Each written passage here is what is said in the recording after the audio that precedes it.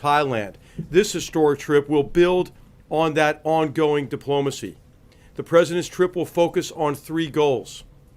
First, strengthening international resolve to denuclearize North Korea. Second, promote a free and open Indo-Pacific region. Third, advance American prosperity through fair and reciprocal trade and economic practices. The United States remains committed to the complete, verifiable, and permanent denuclearization of the Korean Peninsula. President Trump will reiterate the plain fact that North Korea threatens not just our allies South Korea and Japan and the United States. North Korea is a threat to the entire world, so all nations of the world must do more to counter that threat. That is happening, but the president recognizes that we're running out of time and will ask all nations to do more. In particular, the president will continue to call on all responsible nations, especially those with the most influence over North Korea, to isolate the North Korean regime economically and politically, to convince its leaders that the pursuit of nuclear weapons is a dead end and that it is past time to denuclearize. And he will remind friend and foe alike that the United States stands ready to defend itself and our allies using the full range of our capabilities. The president will also use his trip to promote his vision for a free and open Indo-Pacific region. The president will make the case that respect for freedom of navigation and overflight, the rule of law, sovereignty, freedom from coercion, and private enterprise and open markets is the best model to increase prosperity throughout the region and to secure the freedom and independence of all nations.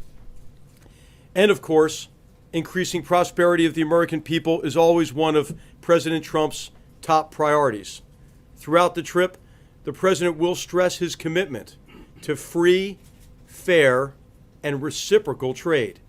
He looks forward to working with partners across the Indo-Pacific region to ensure that governments do not unfairly subsidize their industries, discriminate against foreign business, or restrict foreign investment.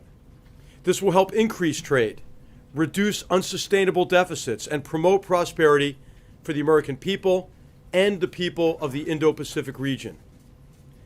A final point, and a point that's often overlooked, this trip, like all the president's engagements with foreign leaders, builds on previous accomplishments and on previous diplomatic efforts.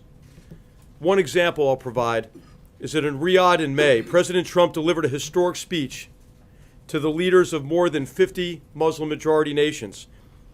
The president will interact with many of those same leaders at APEC or ASEAN, both of those conferences. He will reiterate three key U.S. counterterrorism pillars that he unveiled in that speech in Riyadh. First, deny terrorists safe havens and support bases.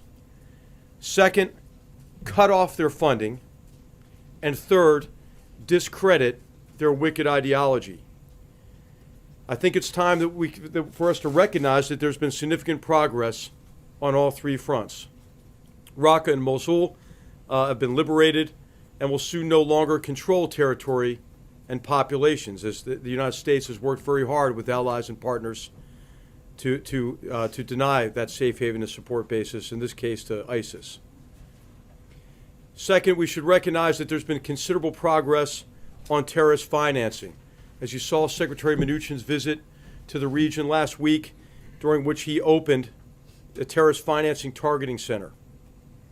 And then also, you've heard a lot of leaders across the world, and the president foremost among them, discrediting this ideology, this Islamist or Takfirist or Salafi jihadist ideology.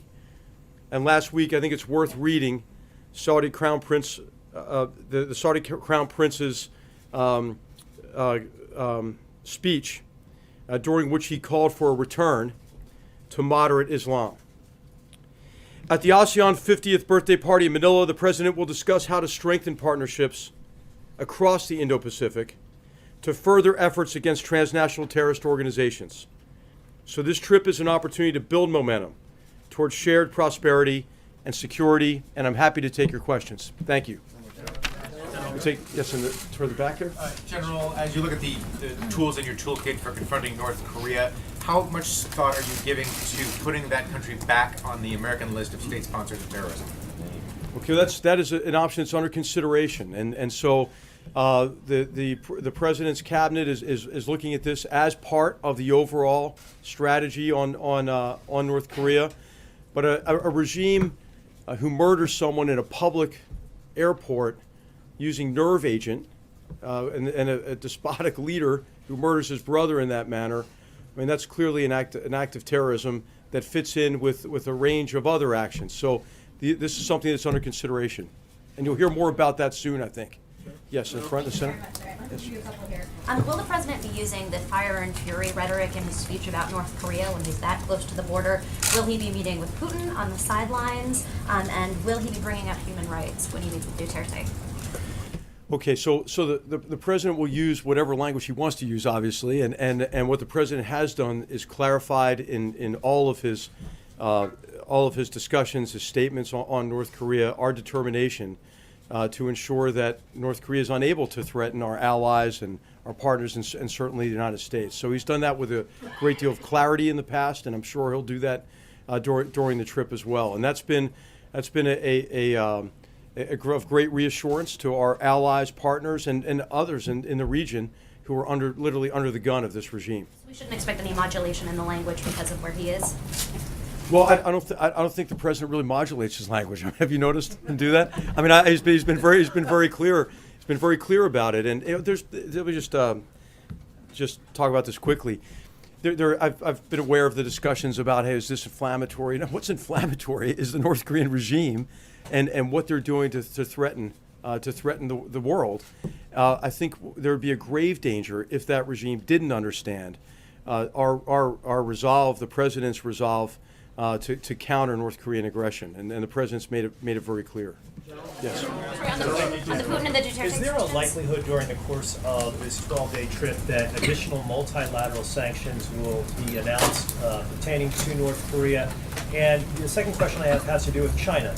In your view, General, are they doing enough to apply pressure on the North Korean government? So on those questions, what you've seen is a concerted effort to isolate North Korea economically, and that's been combined with a major diplomatic effort that asks all countries to do more. There's tremendous momentum behind that now, and we've seen countries across the Indo-Pacific region, but globally, doing more to expel these really, in effect, North Korean slave laborers who are a big source of income for the regime, to shut down a lot of illicit trafficking that was aimed to circumvent UN sanctions, and then also to shut down a lot of the money-making enterprises of this regime, oftentimes run out of their embassies. So you've seen a lot of expulsion of ambassadors, elements of the diplomatic corps, a restriction on this kind of activity, and the president welcomes that and appreciates it, but we'll also be asking others to do even more there. So it is both diplomacy and sanctions working together. China is definitely doing more. But obviously it's not enough until all of us achieve denuclearization. And I think what's really essential to remember about China's approach to this is China recognizes this isn't the United States or anyone else asking China to do us a favor. China recognizes that it is clearly in China's interest, in all nations' interests, to denuclearize the peninsula, and that's because of the direct threat from a regime like this with a nuclear weapon. But it's also because of the specter of the breakdown of the non-proliferation regime. And what if others in the region conclude that they have to arm with nuclear weapons? I mean, that's not good for anybody. So I think China will, as it always does, act in its interests. But I think this is an area where our interests are really clearly aligned. General, you mentioned in your opening comments that the world is running out of time to deal with North Korea. If you could expand on that for a moment. And earlier this week, before the Senate, General Mattis was asked about the process by which the president might use nuclear weapons. And he said, well, if we were to detect a potential launch from North Korea, that is a scenario under which the president might act. Do Do you agree with that assessment? Has that been something that has been discussed here within the Situation Room where options presented to the president? Okay. All right, so on the first, on out of time, we're out of time because approaches in the past have not delivered on halting and then reversing North Korea's very dangerous nuclear and missile programs. And the approach of the past has been that we'll be happy with something what some people call a freeze for freeze or suspension for suspension. And that's the beginning then of a long drawn-out negotiation process or talks during which the North Korean regime has in the past continued to develop its nuclear capability, continued to develop its weapons.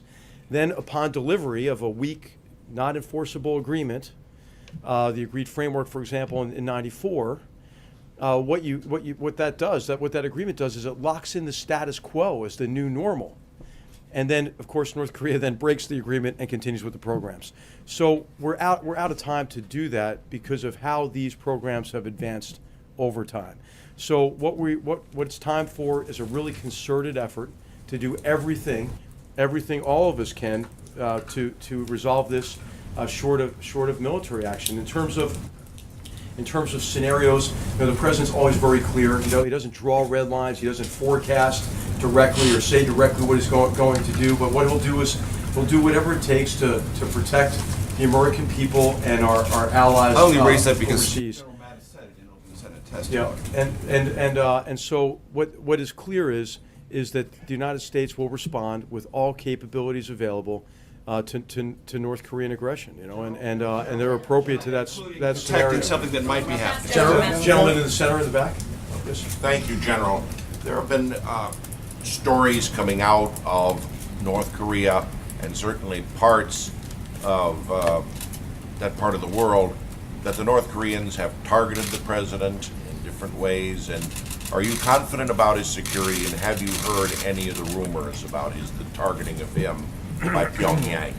Well, whenever the president travels, our team does an assessment and will secure the president. And we have extraordinarily capable forces in the region. And so that's routine for us, is to take all that into consideration. How do you assess President Xi now that he has consolidated his power? Does it make it easier to deal with him on North Korea or harder? Well, I think what the president will do is build on what was already a very strong personal relationship that they developed at Mar-a-Lago, and then also that build on a very substantive policy dialogue we had, especially on the security side, in Mar-a-Lago and in meetings since then, at the G20, for example, and in multiple phone calls between President Trump and President Xi. And I would highlight three elements of that foundation for the U.S., Chinese, really the multinational approach to North Korea. The first of these is a recognition that North Korea is not just a threat to the United States. Remember in the old days you'd hear, well, this is really a problem between North Korea and the United States. Well, everyone acknowledges, China especially, that this is a problem between North Korea and the world. The second thing that's really critical is the universal acknowledgement that denuclearization of the peninsula is the only acceptable outcome. No more freeze for freeze, suspension for suspension. And the third thing is China's acknowledgement that it's acting in its interest, obviously, but that China has a great deal of coercive economic power. I mean, 90% of the trade, at least, flows in through China. And so the implementation, enforcement of the UN resolution holds promise, but there's more that can be done beyond that. And I think it's time maybe for nations to do more beyond what even has been called for in UN Security Council resolutions. Yes. Two questions. One, just to follow up on the previous question. Have you guys determined whether there will be a pull-aside or a formal bilateral meeting with Russian President Vladimir Putin during this trip? No, that's not been determined yet, but we'll announce it if that's determined. And secondly, I know we're focused on the Asia trip here, but I just wanted to talk for a second about the president weighing in on the man who's been charged with mowing down pedestrians in New York City. He called for the death penalty. Have there been any conversations in the White House about how that could complicate prosecutors' efforts and even help the defense claim that this person can't get a fair trial? What the president wants is to secure the American people from this threat and from mass murderers like this, And so what he's asked is for options to take a look to assess if our tremendous law enforcement teams and our judicial system has all the tools they need to be able to combat this threat to the American people. So what we owe them now is we owe them options, options to take a look at to see if this is the time to reassess, change our capabilities in this area, in the area of law enforcement in particular. Thank you, General. At your opening statement, you spoke about a lot of different freedoms, but I did not hear anything on freedom of speech, freedom of expression, freedom of religion, and self-determination, democratic values. And what I'd like to know is, are these things no longer as important to the United States under President Trump? Is he comfortable with authoritarian regimes consolidating power and moving away from democracy as long as they can help us accomplish larger goals, such as with North Korea and on any other subject? What you'll hear is the president, when he talks about sovereignty, talking about the sovereign nations protecting the rights of their citizens. You heard in just the preview, and you'll hear much more in the speeches and statements the president makes abroad about the importance of adhering to rule of law, to promoting freedom, individual rights. And so this is extremely important to the president, and I think what we ought to do is just look at the president's record. Okay, so in Syria, you have a regime that is a big human rights offender, obviously, in a number of areas. The murder, the torture, the displacement of 6 million people internally, 5 million refugees, mass murder of their own people with chemical weapons. Who stood up against Assad to prevent even further murder of chemical weapons? The president did. I mean, if you look at the policy toward Venezuela, a regime that is consolidating its grip on power and denying their citizens their rights. The president's taken a very strong stance, along with our great Latin American partners, and on Venezuela. So I would just say, look at the actions, right? Look at the Cuba policy. Look at the shift from the old Cuba policy that enabled an autocratic regime and a new Cuba policy which incentivizes human rights and the development of free enterprise, for example, in Cuba. I've asked you actually in this room several times, because I'll bring it up again because you mentioned Venezuela, that the president and this administration has on many occasions condemned what's going on in Venezuela, but has not done the same thing with other leaders in the Philippines and in Turkey and also in Russia. The president seems to have no problem with some authoritarian regimes, but problems with others. And I'll ask you one more time, why is Venezuela different from Turkey or Russia or the Philippines? Well, I think what the president's focused on is being effective in advancing and protecting human rights and advancing the rule of law. You've seen him do that in his relationship with we've seen him do it quietly in every relationship. And so how much does it help to yell about these problems? It hasn't really delivered in recent history anyway. And so I don't think that you should assume anything because you're not in the meetings, you're not in the phone calls. And the president has done quite a bit and will continue to do more to advance and protect human rights across all of our relationships. With the president in the region, is there any concern or expectation that it could cause the North Korean regime to ratchet up their aggression? And are we doing anything proactively to prepare for some sort of acceleration of tensions? Yeah. Well, the only thing that is ratcheting up North Korea's aggression is the North Korean regime itself. And so, what's important is for us to have the capabilities necessary and to have them in the right locations to deter conflict, and then, if necessary, to be able to respond to North Korean aggression. And we're doing that really with our allies and partners in the region. Primarily our great South Korean allies who live literally under the gun of that regime and have since the armistice in 1953. And so we're working together with our South Korean allies every day to make sure that we have the highest degree of readiness. And of course, you've seen the most recent some of the most recent provocations involving missile launches over Japan. And North Korea poses a great threat to our ally in Japan as well. But as I mentioned, This is a global threat that requires a global response. Improving our military readiness, ensuring that we have the right assets, including strategic assets in the region, is immensely important to preventing conflict and then making sure that we're prepared to respond.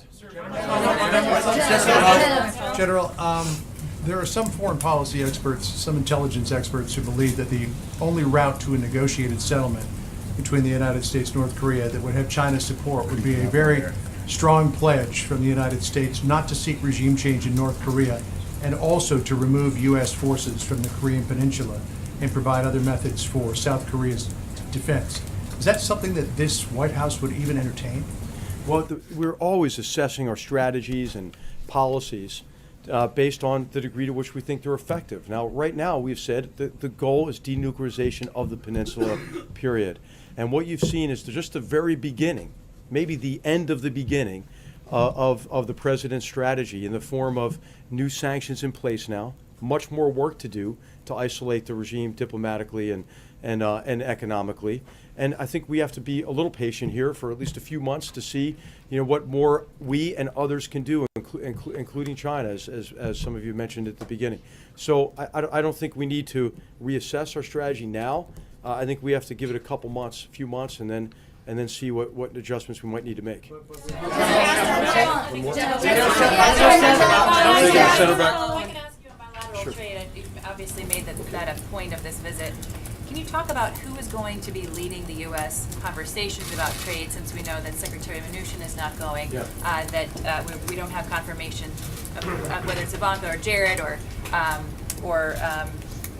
even the USTR. Can you talk about who's going to be leading those conversations? So certainly our USTR is going to be leading the discussions on trade. In terms of trade, economic development, economic practices, it'll be our USTR, and then at times it will be reinforced by other members of the president's team. But really, it is the president's trip, so the president is actually going to be leading the discussions on trade and on security, and the rest of us are just there to support really his engagements and to make the most out of the visits as we can.